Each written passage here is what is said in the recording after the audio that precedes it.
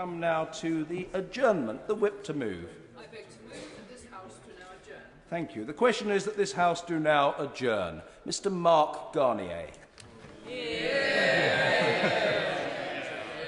Thank you very much, Mr. Speaker, and thank you very much. And can I also thank the Minister very much indeed for his time this evening to hear the case for the Kidderminster Business Enterprise Zone bid. I am specifically pleased to be able to hold this debate this evening because I am passionate about the future of the local economy, not just in Kidderminster or even Wyre Forest, but in the whole of Worcestershire. And I say this because what we are debating here this evening is about more than just Kidderminster's Enterprise Zone bid. It is about how the Worcestershire Local Enterprise Partnership has come together with enthusiasm, how it has considered the many submissions from across the county, about how the business community could have worked through the options and come up with what the business community believe is the best possible enterprise zone bid for the whole of the county of Worcestershire. And I'm not only delighted to see so many members here, but I also have representatives from the business community in Worcestershire who have come down this evening to show their support for this incredibly important bid. Before I speak more specifically about Kidderminster, Mr. Speaker, I want to speak about Worcestershire as a whole. I do this because it's important to remember that it is the Worcestershire LEP that has looked carefully at the county and has decided that the best option for the county, and not just Wyre Forest, is the Kidderminster Business Enterprise Zone. And it's important that it is the Local Enterprise Partnership because it is a strong and early bidder for a county-wide LEP that brings together business, civic and third sector leaders as an effective advocate for the whole county. Worcestershire has some 560,000 residents, and across the county are a number of strong but localised industrial specialisms. We have agriculture and food processing in Wychavon and Malvern Hills. We have research and development in Malvern. We have automotive-related industries in Bromsgrove and Redditch. Thank you so much. And does my honourable friend agree with me that while the bid in Kidderminster is great, that we must all work together with the Worcestershire LEP to ensure that other areas in future years get succession of bids, including my own constituency of Redditch? Well, the Honourable Member for Redditch County makes a very, very good point. This is about the whole of Worcestershire, and it's incredibly important that we do work together for this incredibly important opportunity. Would my honourable friend give way? I would like to thank my honourable friend and neighbour for giving way and also for securing this extremely useful debate. Would he agree with me that developing the Kidderminster Enterprise Zone would be extremely beneficial, particularly for my constituents who live in the north of the West Worcestershire constituency, because it would be so easy for them to travel to Kidderminster for work? Again, the Honourable Member for West Worcestershire makes a very good point.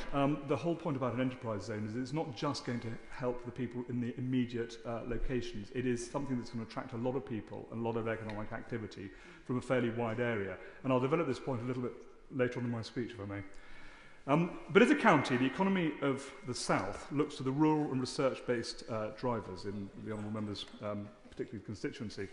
But whilst the north looks towards the Black Country for its engine for growth. And it is because of this that strengthening the advanced manufacturing base in the north of the county will draw down that manufacturing prosperity of the Black Country further into Worcestershire.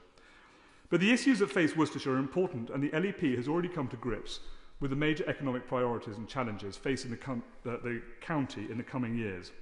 Crucially, private sector employment has shrunk over the last decade by 1%, and this is more marked in the north of the county, with Kidderminster seeing an 8% reduction in private sector employment and Redditch a 14% reduction. That said, though, Redditch has the greatest proportion of manufacturing jobs in the region, which is very encouraging. Moreover, work by the West Midlands Regional Observatory shows that Kidderminster, and to a lesser extent Redditch, suffer from issues relating to longer-term restructuring and job losses from contraction of their industrial base. Lower employment rates and higher claimant levels, especially amongst young people, and a higher proportions of working-age population with no qualifications at all. And it's in dealing with these issues that the LEP sees restructuring the local economy away from the public sector jobs, supporting and growing the tourism industry and building on the industrial assets in the north as the key priorities. And it's with this in mind that the Worcestershire LEP has identified Kidderminster as the unanimous option for the Worcestershire bid for an enterprise zone. Now, Kidderminster is a town that was once the hub of the carpet-making industry of the world. Some 20,000 people were employed in this key industry as recently as the 70s and 80s. But with the decline of carpets as a preferred floor covering, something which I think is now in reverse, I'm pleased to be able to say, but with the decline of carpets as a preferred floor covering, and with cheap competition coming... Yes. Thank you. Thank you very much. I listened carefully to what he has to say, and I have to comment that it's a great relief to me as a Staffordshire MP that we are no longer under a regional development agency, which meant that what worked in one place in the West Midlands didn't necessarily work in Staffordshire, and I'm very delighted that we have a Staffordshire and Stoke LEP. But I do have to stand up for Minton floor tiles and say that whilst carpets in Kidderminster may be important, floor tiles are also equally important. They certainly are, but I'll have to say that you can't get a better carpet than anywhere else but apart from Kidderminster. But there is a very good point the Honourable Lady makes, which is that of the Advantage West Midlands, which is now disappearing. The local enterprise partnerships are incredibly strong because what they are doing is bringing together enterprise and business in order to try and structure what they need economically. And I think it's very encouraging the way some of these enterprise zones in the West Midlands have come together in order to take advantage of this opportunity and build on it. And I'm very pleased to see my friend, my co-chairman of the all-party parliamentary group for the economy of the West Midlands in the Chamber this evening to support this, because it is incredibly important that we all work together across the whole of the West Midlands to ensure that we have a strong local economy. Getting back to carpets. The carpet industry in Kidderminster, as I was saying, employed 20,000 people, but now we have fewer than 2,000 people working locally in this once great industry. Having said that, I will say again that Kidderminster produces some of the finest carpets on the planet, which is very encouraging. So Kidderminster and the wider Wye Forest now finds itself as a post-industrial area with a handful of significant employers, but some 5,000 plus small and micro businesses. Local unemployment in Wye Forest stands at 4.6% overall, but the figure that I find most upsetting is those 18 to 24-year-olds not in education, employment or training, the so-called NEETs, who number 9.1% against an equally tragic but lower 7.2% for the wider county. Kidderminster and the wider Wye Forest are made of stern stuff, and the local district council is keen to promote growth. In 2009, Wye Forest District Council created a private-led regeneration project known as the Rewire Initiative. It's the Rewire Initiative that is helping drive forward the economic dream of local businesses in Wye Forest, and combined with the new LEP, private enterprise is now taking a firm lead in driving forward economic regeneration.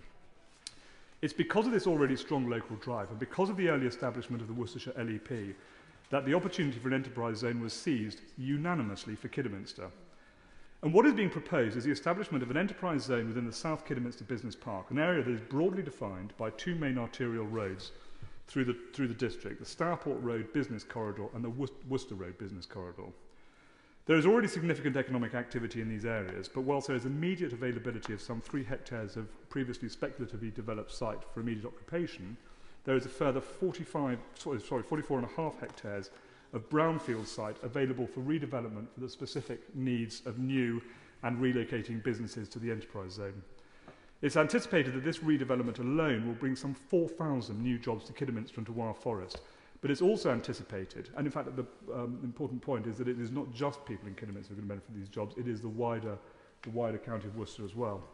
But it's also anticipated that the local stimulus the enterprise zone will bring will benefit many existing businesses and create new jobs in the wider area, in particular the towns of Stourport on Severn and Bewdley and indeed Redditch. Yes, by all means.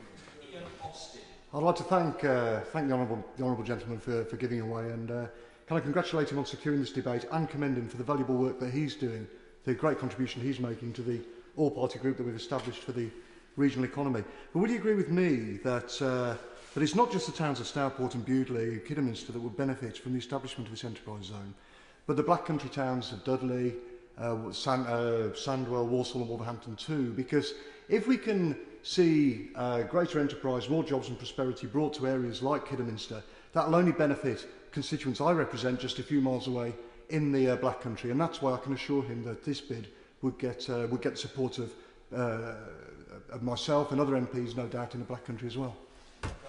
Thank you. Well, I'm incredibly grateful to the honourable gentleman for that, and this does show cross-party support of the local economy in the Black Country in the West Midlands, and the fact that actually we are all coming together to try to support the local economy and to move things forward and deal with the issues that are facing us, which is perhaps slightly stagnant economic growth, but we can deal with that by having local enterprise partnerships and business expansion zones. But it's also the knock-on effect that is so incredibly important. The Stourport Road corridor runs through one of the most deprived wards in England and Wales, Alderton and Foley Park, where nearly 8% of residents are on job seekers allowance and nearly 30% of 18 to 14-year-olds are NEETs. There'll be an immediate impact on local unemployment, but there will be a long-term change of prospects for large numbers of families who have been hit by the long-term decline of the carpet industry. Families whose unemployment is measured not just by weeks or months or years, but in far, far too many cases in generations.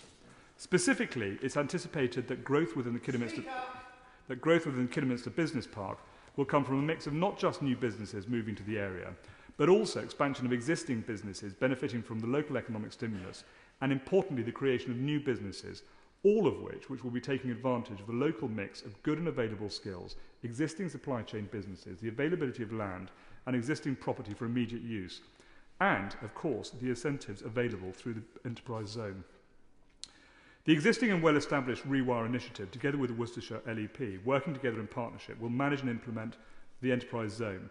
Not only will they draw up a flexible and sustainable investment plan for the zone, but will crucially develop a single, strong marketing identity, developing a vision for the zone and the district for the next 1 or 2 decades. The South Kidderminster Business Park already benefits from an up-to-date local development framework, with the Wyre Forest District core strategy having been adopted in December last year. This core strategy already identifies that the South Kidderminster Business Park will offer attractive, accessible and high-quality employment locations. This area also provides a strong and clear basis for the designation of local development orders, simplifying planning requirements, thus accelerating development opportunities. Madam Deputy Speaker, what is important is that with the Kidderminster Business Zone bid, there are already qualified, work-ready people willing to take on work immediately.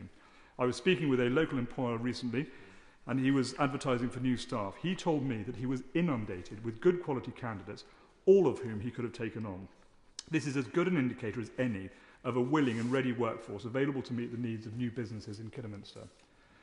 And as a last point to make, Wyre Forest and Worcestershire is an incredibly wonderful place to live.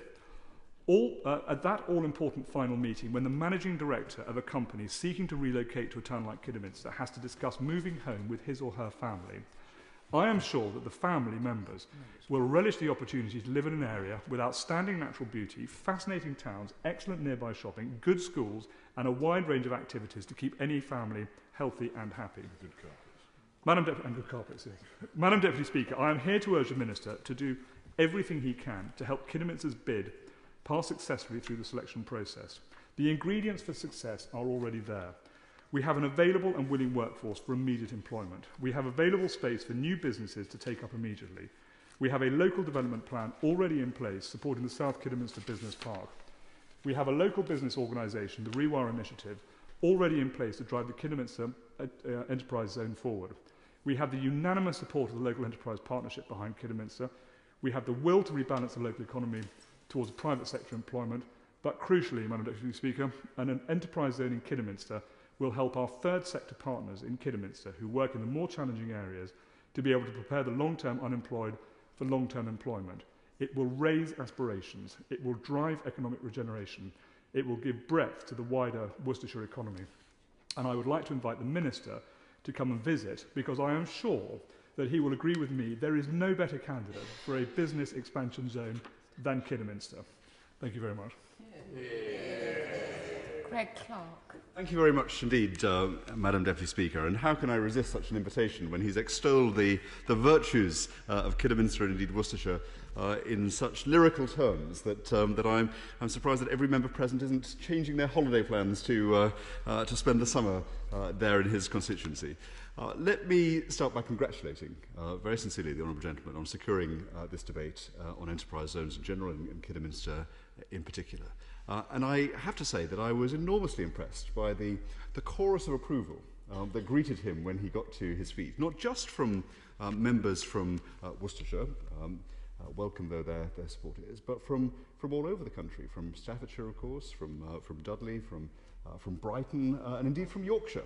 Not forgetting Oxfordshire, I should say as well. I think if he is skilled in putting together such a a supportive chorus for the Kidderminster bid, then I think it is going to fare well.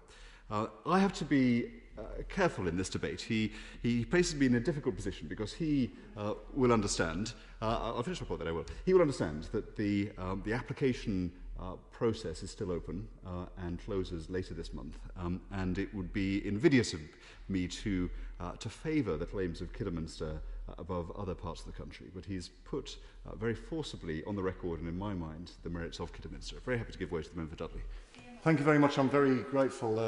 And can I ask, I'm delighted to hear him accept the invitation to visit Kidderminster, but could I ask him that when he's doing that, whether he'd be prepared to make a short detour, just 12 miles or so up the road, and visit Dudley at the same time, so he can examine the case in Dudley for government support for measures that will bring enterprise, new industries and new jobs to my constituency, so that we can see growth right across not just Worcestershire but the Black Country too.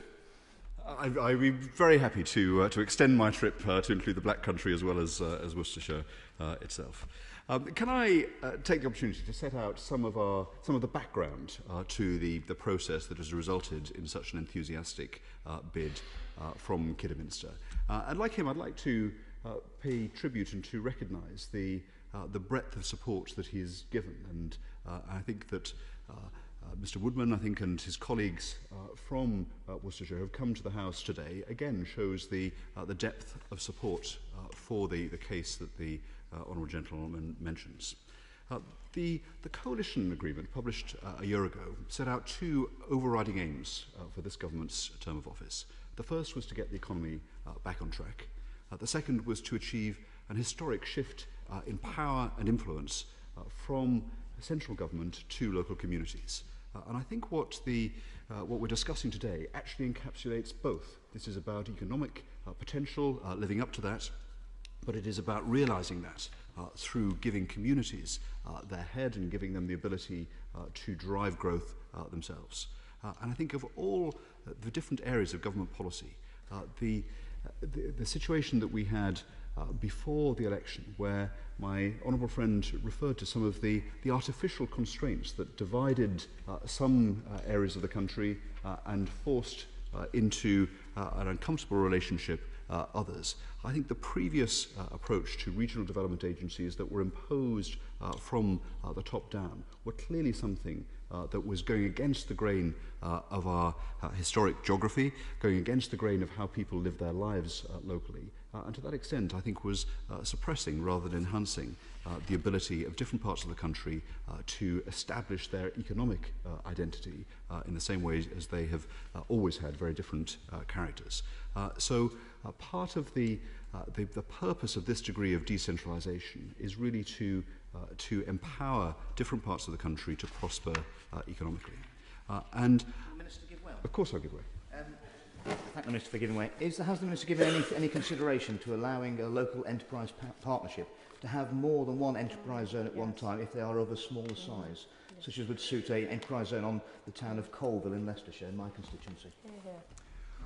Well, the honourable gentleman makes a powerful point, and I didn't include in my list of representatives Leicestershire as being part of this. And one of the characteristics of local enterprise partnerships is that they are of different sizes. We've made clear in the guidance that we expect an LEP to make one nomination. But I hear what he's said, and I know that other parts of the country, especially those areas where they have a larger local enterprise partnership, have made a similar point, and I will certainly reflect on that. But the purpose of the local enterprise partnerships is not just to reflect, though they do, the actual economic geography of the areas that they cover. In contrast to the previous approach, where areas had to conform to regions that were administratively determined in Whitehall rather than locally. When about 9 months ago we were considering how we could establish these local enterprise partnerships, we gave careful thought to what areas they should cover. And the decision that my colleagues and I came to was that we should give people the chance to nominate the areas and to specify for themselves what are the natural connections and what is the most appropriate area. And I have to say, I feel very justified that we gave people the possibility to do that, because we've had local enterprise partnerships come forward that frankly wouldn't have been invented in government. They represent a reality on the ground that doesn't conform with the central government view of uniformity that tends to come out of that approach. The Honourable Gentleman is very vigorous in his promotion of his Worcestershire local enterprise partnership. But I think of the northeast of England, where the Tees Valley, my hometown of Middlesbrough and its surrounding towns, have asserted their very unique characteristics and want to, quite rightly, have a strong voice and to take advantage of some of the opportunities that were presented there, that in many cases were submerged in the old region of the northeast, important though the connections are across that wider area. And indeed some of the local enterprise partnerships, such as I can think of the Coast to Capital LEP, that recognises the very natural economic connections between parts of the country which may be in different counties, but in the case of the area from Croydon down to Brighton, have a lot in common, and businesses see that as an important area. So recognising the appropriate area was the first step. But the second was to make sure that the local enterprise partnerships should genuinely be partnerships. They should be combinations of business, local communities, including the voluntary sector, and social enterprises is particularly important. And again, all of the bids that we approved represent really strong partnerships with a degree of enthusiasm that I think has been striking to those participants, and greater enthusiasm than you can get if something is a creature of government. And the fact that the bid that the Honourable Gentleman describes for his enterprise zone enjoys such strong business support, I think is a testament to how that energy can be untapped if business and communities get the chance to work together. Of course, the approach that we're taking in encouraging local enterprise partnerships to make decisions locally in the best interests of their population is reflected in other parts of our policy. In planning, introducing reforms very much inspired by the work that my honourable friend the member for Henley performed for the party in opposition, really giving local communities the opportunity to influence and shape their potential. This isn't just about housing, important though that is. I think everywhere in the country wants to have regard to their future economic prosperity and to give them the chance to promote a local plan and a neighbourhood plan that reflects the best traditions and the best potential of an area is very important, rather than them just conforming to a rather more high-level regional strategy that doesn't represent and reflect the different localities within that area. And I think, as the Honourable Gentleman said, that his local council has its core strategy in place. That puts it in a strong position to take advantage of these new planning powers, including neighbourhood plans. And of course, in some areas, business will want to take a leading role in those neighbourhood plans. And I dare say that may be the case in Kidderminster, as well as the residents there. And of course, through the New Homes Bonus and reforms to the Community Infrastructure Levy, we want to make sure that some of the benefits of growth stay within that community, so that they can be used to reinforce that growth and to make sure that it is genuinely sustainable, and that people who live in these places have a genuine reason to say yes to growth. Up and down the country, the number of local enterprise partnerships that we have established, I think, are already setting a vision for the future. They're driving growth, planning for new infrastructure, and seeking to attract jobs and investment. And I know that the Worcestershire LEP in particular is in the vanguard of the movement nationally. Let me say a little word about enterprise zones themselves. They, as the Honourable Gentleman knows, were announced in this year's budget. We want to see 21 enterprise zones across England.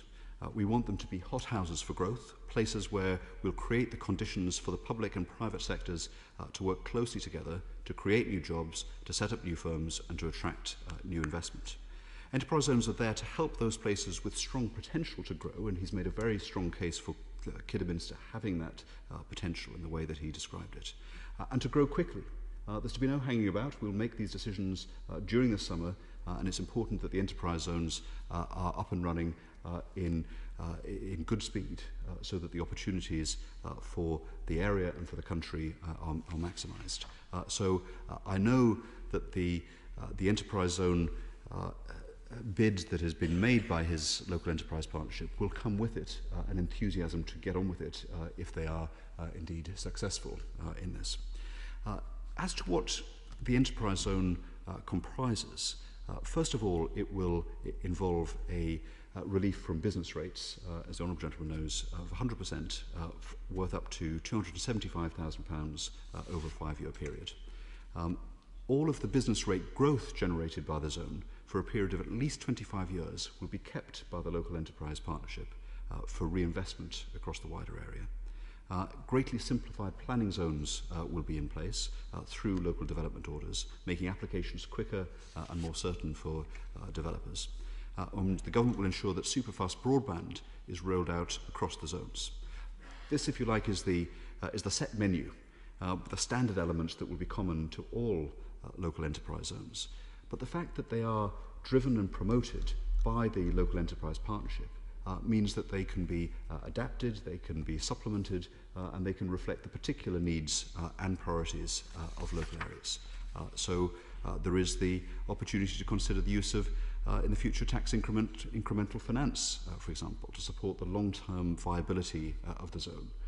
Some aspects to local government funding that are being reviewed in the local government resource review that is taking place at the moment.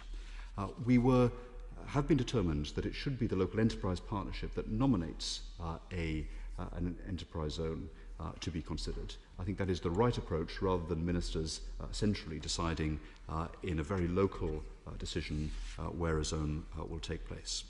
We've already had some enterprise zones nominated in the first wave. The Honourable Gentleman makes a case for the second wave. Let me say something about the timetable for this. The Honourable Gentleman will know that formal bids are due by the 30th of June. We hope to announce the local enterprise partnerships that have been successful during the summer. He will know that it would be inappropriate for me to go any further and to anticipate the outcome of that. But I think it's been obvious from what the Honourable Gentleman has said, the support that he's had from honourable friends right across the Chamber, just how much support his particular proposal attracts. I think that is encouraging in itself. My officials have already been working closely with the Worcestershire Local Enterprise Partnership and representatives of Kidderminster on plans for the area. And I think one thing that we've been particularly impressed by is the strong sense of local partnership between elected members, between councillors, between businesses, and between the voluntary sector there. This, therefore, is a strong bid. But we are expecting strong bids from other areas of the country as well. This is a competitive process. But one thing that I can certainly say is that whatever happens, the enthusiasm and the volition to encourage growth by doing things different locally doesn't entirely rest on this particular bid. The local enterprise partnership has many of the same powers available to it, planning powers, for example, to have a simplified planning zone, to promote discounts and business rates for particular types of businesses in particular areas. They can do that, and they can go ahead with that even in anticipation of an enterprise zone. And there are further opportunities for them that they can take whether or not their bid is successful. But the Honourable Gentleman has put very firmly on the record what is a very strong case, and he won't have too much longer to wait before he hears the result of his passionate advocacy here today. The question is that this House do now adjourn. As many of that opinion say aye. Aye. Of the contrary, no. The ayes have it. The ayes have it. Order, order.